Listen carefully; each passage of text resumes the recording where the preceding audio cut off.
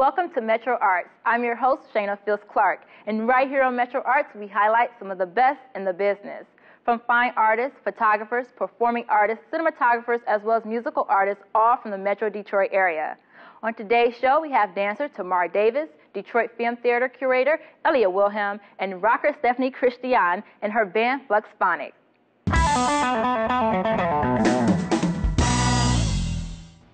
MetroArts would now like to welcome dancer Tamar Davis to the Midtown studio. Hi, how are you? I'm doing well. How about you? I'm great. So I heard you go to Cass Tech. Currently you are a... Junior. Junior. I was going to say sophomore, but you're 16. So yeah, that would make it correct. So I told you I went to Renaissance. Yeah. I know. Renaissance. Okay, so tell us a little bit about your involvement in school. Well, like school, I'm in the performing arts program, and I take dance there also. And I'm also on the soccer team. I've been on the soccer team for 3 years since I was in the 9th grade. Wow. Okay, so what about the Union Dance Team and the Motor City Dance Factory? Tell us a little bit about that. The Union, well, the company Union at Motor City Dance Factory is the top group. We compete against older kids around our age, and win medals and trophies. Okay, and what kind of dances do you guys do? We do everything, ballet, tap, hip-hop, modern, lyrical, all the basic stuff, you know. Okay. Are you guys good? Yeah, we're great. Okay. So, I heard that your mother played a major role in your dance. Tell us a little bit about that, because mothers usually, get out there. Yeah. She doesn't force me, but sometimes when I don't want to dance, she tells me to dance anyway. She supports you. Yeah, she supports me. Yeah, okay. Okay, so how long have you been dancing? Tell us a little bit of the little background history, how you got involved in that. When I was younger, around my house, people would play music, and then I was inspired by Usher, so I would want to dance like him. And then when I got a little older, I would go in parking lots. People would turn on their headlights, and I would dance in front of their headlights. Basically, well, most of the time I was at church and they would do that. Okay. And then got into dance school, and I started off with Tap Freedom Dance Expressions, and I auditioned for their company, and I made it, and then got promoted higher and higher to their top dance company. And then I started taking more classes at Deborah Stage Door. Okay. And then I auditioned for Motor City for their youngest company group, and I got promoted even more, and now I'm currently still at Motor City dancing. Wow, great. Such a expanded out career at such a young age.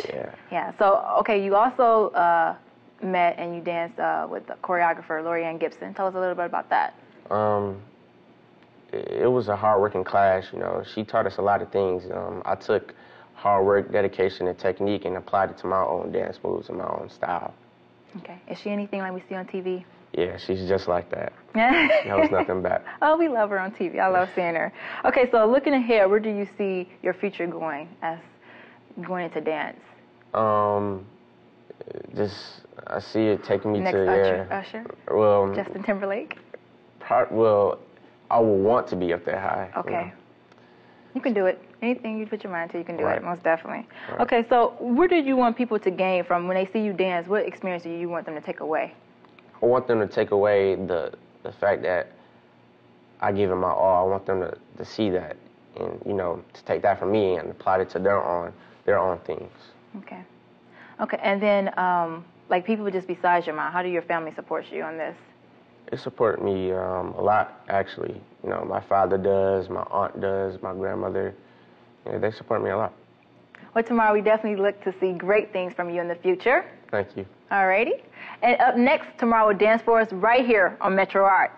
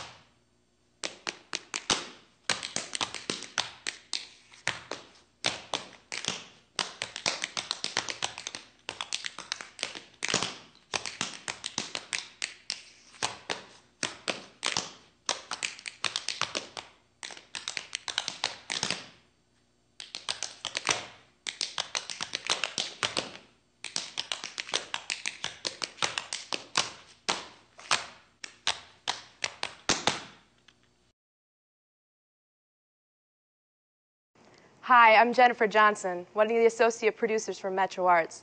Thanking you for watching Detroit Public Television and MetroArts. It's a local program profiling raw talent in this area where we keep our own spirit alive. This season, we'll sit down with singer-songwriter Monica Blair, multimedia artist and dancer Nick Carmagno, and woodcarver artist Guy Budziak, just to name a few. So join us and meet some of the best artists that Detroit has to offer, and learn more at MetroArtsDetroit.com. MetroArts is produced in the Midtown studio at Wayne State University.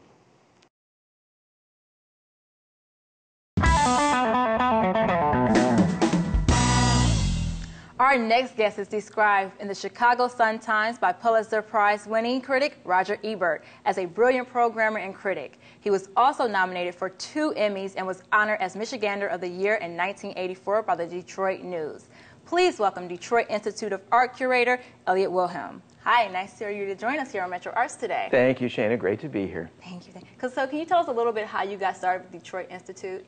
Well, I was always a film lover as a kid, and I loved going to the movies. And I actually, after I finished Wayne State University, I had a job as a broadcaster, newscaster, at a station that was not too far from the Detroit Institute of Arts, and I went over there frequently to the DIA to see exhibits and so on. And they had this beautiful theater that was not being used all that much. One of the things I talked to the powers that be about was perhaps using that theater again to show a lot of the foreign films, specialized kinds of independent films and documentaries that weren't necessarily showing in regular movie theaters at the time. And ultimately, it was actually 1973, the DIA got a grant from the National Endowment for the Arts to begin a film program there. I interviewed for the job, I got the job, and they said, if people keep coming to the films, you can stay here and keep the job. So it's 38 years later, 38 years later, and audiences have been coming, and that's a great thing. So was it at Wayne State where you developed like your greatness for film and wanted to go into that field? It helped, but before then, I would say it was probably around the age of 8 or 9 that I realized that I liked movies more than just about anything else. And I was in sort of a state of denial for a while about that. I was sure that I was going to go to medical school, and I had all kinds of, grandiose plans for myself. Things turned out different. Yeah, what did I really like? I liked movies, and I liked taking friends to movies that I liked. And in a sense, what I'm doing now is doing that on a bigger scale, showing films that I think are terrific to large audiences here in Detroit, and it's been very rewarding. Okay, and that's great. But you received recognition in Detroit for nationally the film industry, actually. Can you tell us a little bit about those accomplishments? Well, the Detroit Film Theater has been recognized nationally in many ways. I actually did a book about the Detroit Film Theater and about hundreds of the foreign language films that we have shown at the Detroit Film Theater. It was published in 1998. And as you mentioned, we received an award from the Detroit News. We've gotten awards over the years of all kinds, but to me, the biggest accolade of them all is the fact that audiences have been so responsive. Recently, for example, just before the Academy Awards this year, we had a program of the Academy Award-nominated short films, which are difficult for people to see. One of the things we do is to provide a place for people to see movies that they ordinarily wouldn't be able to see. So it's 3 hours of shorts. And guess what? Over the 2 weekends we showed the program, we had 9,000 people come and buy tickets to see the films. And we were ahead of New York, we were ahead of Washington, we were ahead of Los Angeles. And it's, to me, I think it's a compliment to Detroiters to be able to say, you are the people who appreciate having this opportunity to see these films more than just about any other city in North America. So we're very lucky to have so many movie-hungry people here. That's great. And what does it take to, like you say, hungry people going after those movies in the city of Detroit? How is it like creating films in the city of Detroit? Well, the trick has always been to maintain the quality of the programming, and that's my responsibility. And when it goes well, people pat me on the back, and when they don't like something, I'm there to hear about it. So we don't promise that everybody is going to like everything every week, but what we do promise is that everything we show is worth a couple of hours of screen time. It's worth being in the public view. And just like every other department at the DIA, every other gallery, whether it's modern art, whether it's impressionist art, there are works on the wall. Some of them you're going to like, some of them you may not respond to, but they're all there for a reason. They're all important. And in their way, they all express the personalities of their creators. We try to do that with film, too, so that every film we put on the screen was created with some kind of passionate vision, whether it be by an independent filmmaker on a very low budget or a big Hollywood film that happens to be terrific and may have been overlooked by the public. And that's the kind of quality that we've attempted to maintain over the years, and I think that's the trick to keeping audiences coming back. Okay. What is your most prominent film, you think? Well, in 38 years, that's kind of hard to... I would say just name a few. That's kind of hard to say. But one film, for example, recently that I was very excited that we were able to show was the Academy Award-nominated film A Separation from Iran. This is a movie that probably wouldn't ordinarily play in a commercial movie theater, but it received enormous accolades. And I was happy that when I saw the film, which was about 6 months before it went into a commercial release, I responded to it in a very positive way. And again, thousands of people in the area came to see it.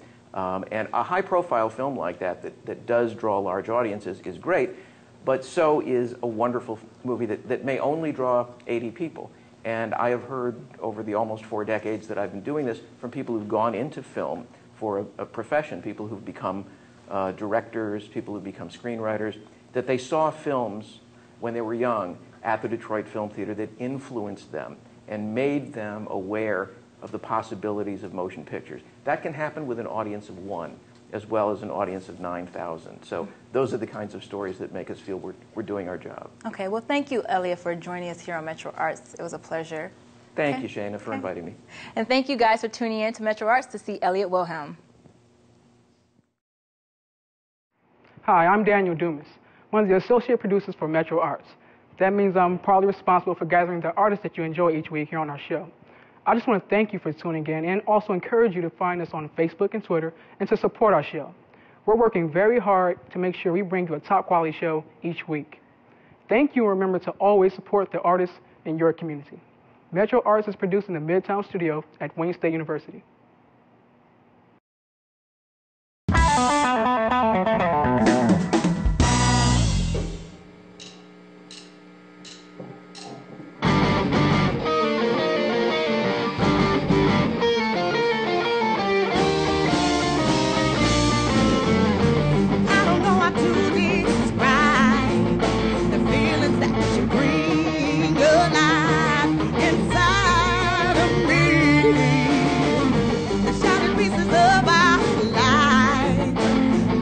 Be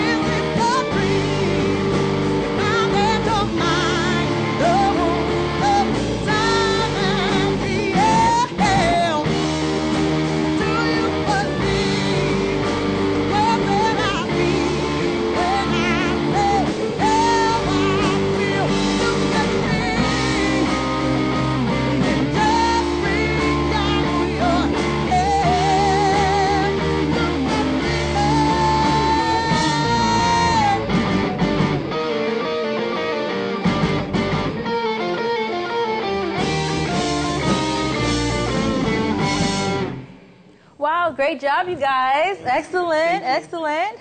So, Steffanie, can you tell us a little bit about the song you just performed with the group? It's called Look at Me, and it's about finally finding the one, but then you love them so much that it starts to hurt. Oh, okay, so we all had one of those, especially as females. So can you tell us a little bit about the group, about each person? This is Chris Wilson. He plays rhythm guitar. Danny LaCours, bass. Sean Simister on drums, and Russ Dobson on lead guitar, and Steffanie Christi'an vocals. Great, great, great. Okay, so you've performed, been starting performing like at the age of 15. 19, you went to New York, came back. Tell us a little bit about why and how that impacted you. I was just very disappointed with what was going on in New York as far as my career. I was signed to Famous Music Publishing, and then once the publisher who signed me left, they kind of didn't know what to do with me because I was black and I sang rock and roll. Okay. And the producer that I was working with, things weren't working out with him either the way I wanted them to. So I came back, decided to regroup, and kind of just took a more do-it-yourself approach to what I was trying to do as far as musically. Okay. So you've performed with some of the greats, like Kid Rock, Brit Michaels. How has that impacted your life? Well, it kind of just solidifies that I'm on the right track, and Absolutely. this is what we're supposed to be doing. And it also inspires me to reach the same level, if not surpass them. Mm-hmm. And how did you guys become a group? Russ actually met Chris and Danny while he lives in Ann Arbor. I met Sean through a mutual friend who was working with the group that I sang backup with. Russ joined that band, and then we kind of just all pieced it together. All one big happy family. Absolutely. So what's some upcoming projects that we can look forward to? We're slowly but surely recording our album. And I will be performing in Black Women Rock March 17th at the Charles H. Wright Museum. And we're just trying to make some good music and let people hear it. All right, well, we definitely look forward to seeing some more from you guys. And you guys are going to rock out one more time on MetroArts. Yes. So go ahead and take it away. Thank you. Mm-hmm.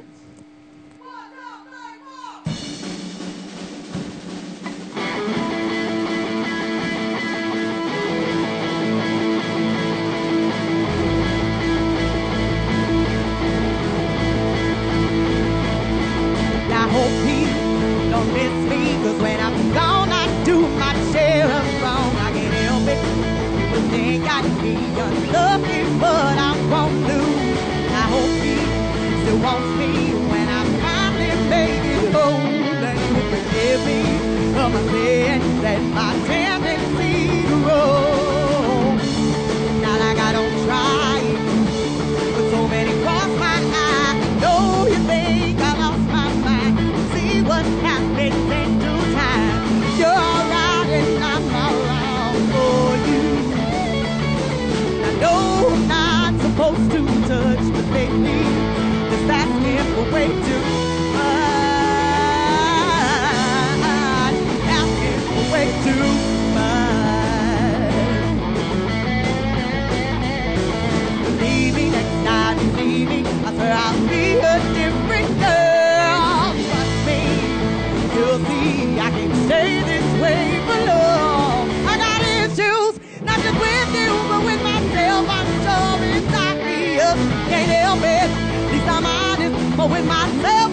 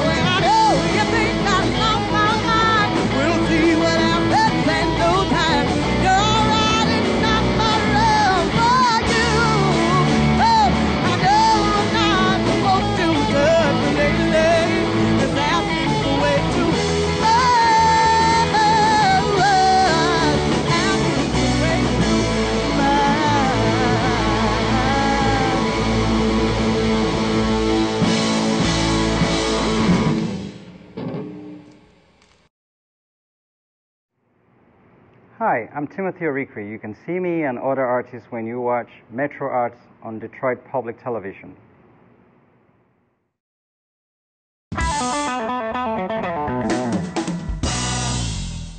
Well, we hope you enjoyed today's show. I'd like to thank our guests, Tamar Davis, Elliott Wilhelm, and FluxPhonic for joining us today.